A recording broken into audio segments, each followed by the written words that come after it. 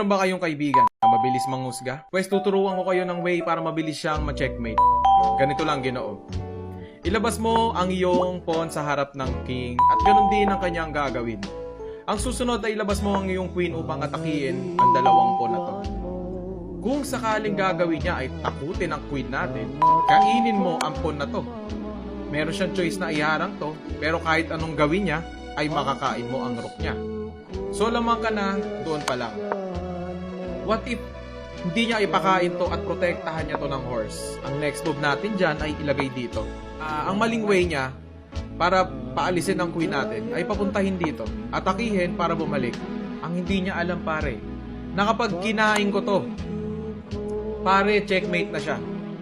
Salamat sa mga nanood at see you sa susunod natin na content.